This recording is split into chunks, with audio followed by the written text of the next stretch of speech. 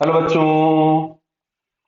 यहां दिया है system of identical cylinders and plates are shown in the figure. All cylinders are identical and there is no slipping at any contact. The velocity of the lower and upper cylinders, upper plates are V and 2V respectively, as shown in the figure. Then the ratio of angular speeds of the upper cylinder and lower cylinder. तो देखो ध्यान से, मैं पहले ऊपर वाला cylinder बना रहा हूं अलग से. इसका इस वाले को मैं डायग्राम बनाता हूं. बटा इसका टॉप मोस्ट पॉइंट अगर स्लिपिंग नहीं है तो जिस वेलोसिटी से ये प्लेट जा रही है उसी वेलोसिटी से ये आगे जा रहा होगा 2v से. बॉटम मोस्ट पॉइंट पे भी कोई स्लिपिंग नहीं तो जिस वेलोसिटी v से जा रहा है ये v से पीछे जा रहा होगा. ये बॉटम मोस्ट पॉइंट हो गया. क्लियर. इसको मैंने लिखा है टॉप और ये लिखा है बॉटम. तो अब अगर मैं लिखता हूं velocity of the top point तो क्या मैं इसको समथिंग कुछ 2v आई कैप लिख दूं. और velocity of the bottom point अगर मैं लिखूं तो क्या मैं इसको minus of v I cap लिख दूं.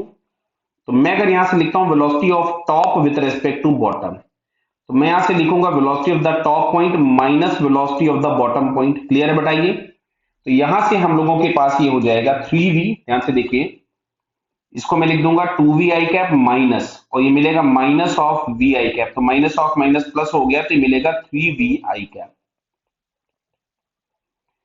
डायरेक्टली भी देखते तो ये पीछे जा रहा था v से और वो आगे जा रहा था 2v से, तो रिलेटिव वेलोसिटी 3v हो जाती है. ये हमारे पास v मिल गया.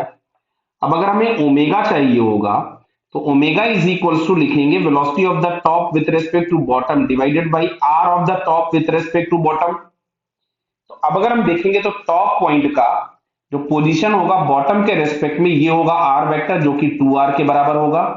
तो फाइनली हम लोग इसको यहां से लिख सकते थे 3v/2r.